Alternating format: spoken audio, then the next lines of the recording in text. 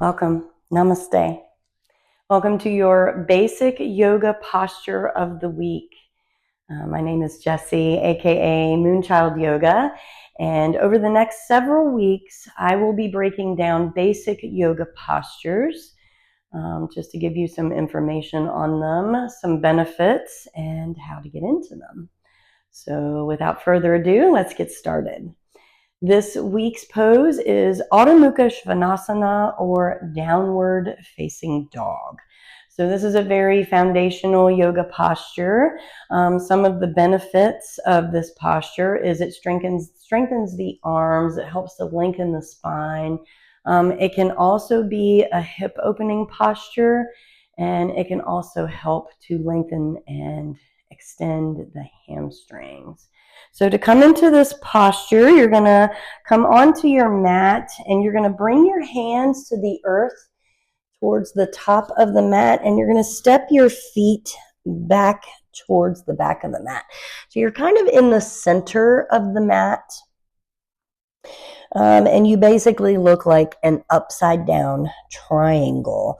So some safety tips in this posture to help reduce injury is you want to press down through the four corners of the palms, and you want to grip your mat with your finger pads.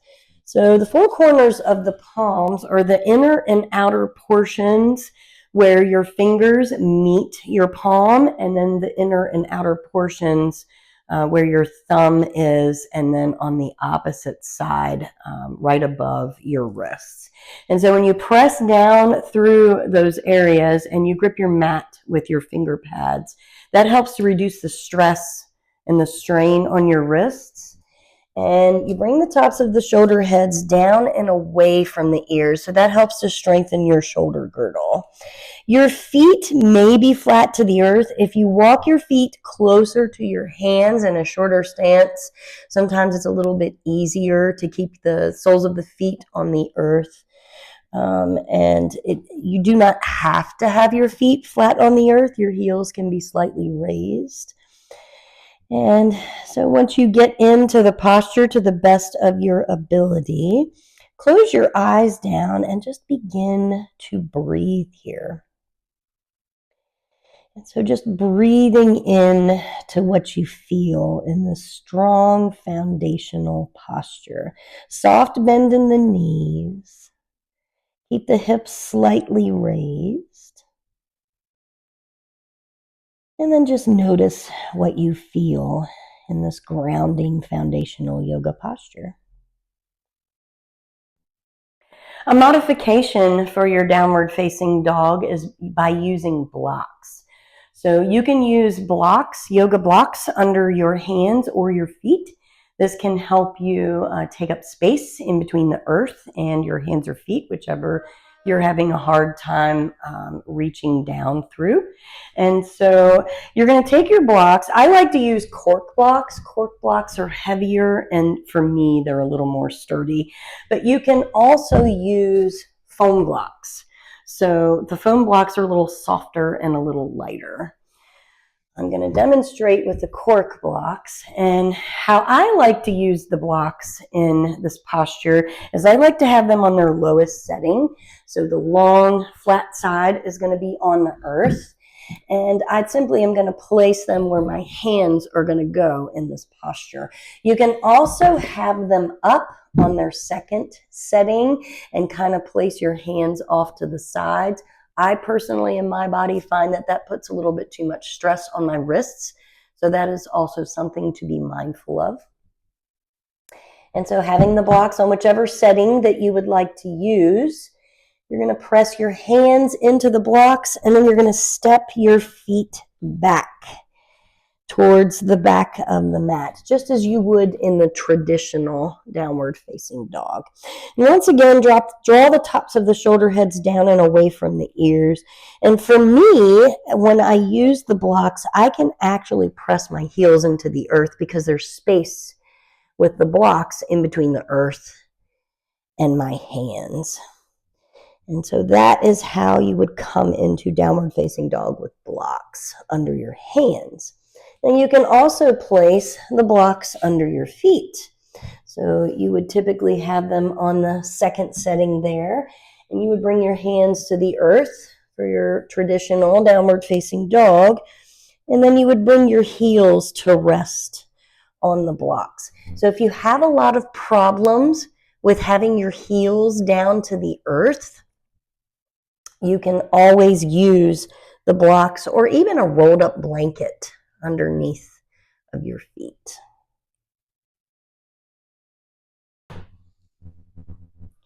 Another modification for your downward facing dog is to come into this posture in a chair. So if standing on your mat or going upside down in the gentle inversion type is too much for you, is not a good idea.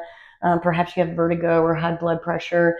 It's a good idea actually to come into this posture with the aid of a chair.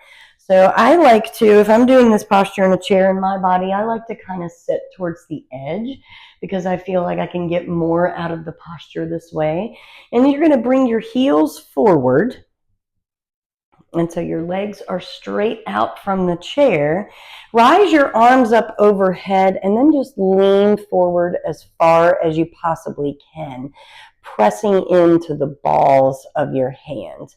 So you're coming into that triangular shape once again.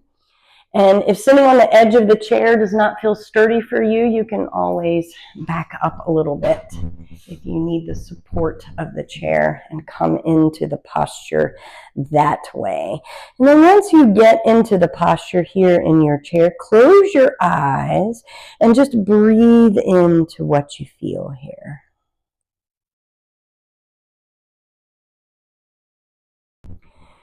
So another way that you can use the chair to aid and help you get into your downward facing dog is to simply use the chair underneath of your body as you come into the posture. So you're going to have the back of the chair facing you, and it also depends on what kind of chair you have. I recommend these small, more folding chairs for this type of a prop. And so you're going to step behind, and then you're going to keep your feet just a little bit of a distance behind the chair. Lean your body over the chair. Have your blocks in front of the chair so you can rest your hands on your blocks. So this is a really great way to just simply feel what the posture may feel like in your body without using the support of your hands, the full support of your hands and your feet to hold your body up. So the chair is underneath of you, supporting you in this way. And then once you come into the posture this way, just relax your head down, draw the tops of the shoulders down and away from the ears. Close your eyes and simply breathe in to what you feel here.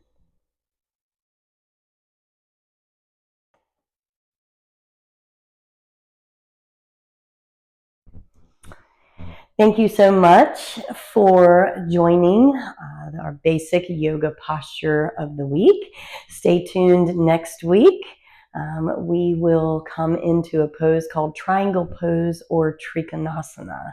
And once again, I hope that this brief introduction and description of Adho Mukha Svanasana or downward facing dog has helped you to be able to perform the posture a little bit better or understand it a little better. If you have any questions or comments, anything at all, please feel free to reach out to me directly or comment on this video.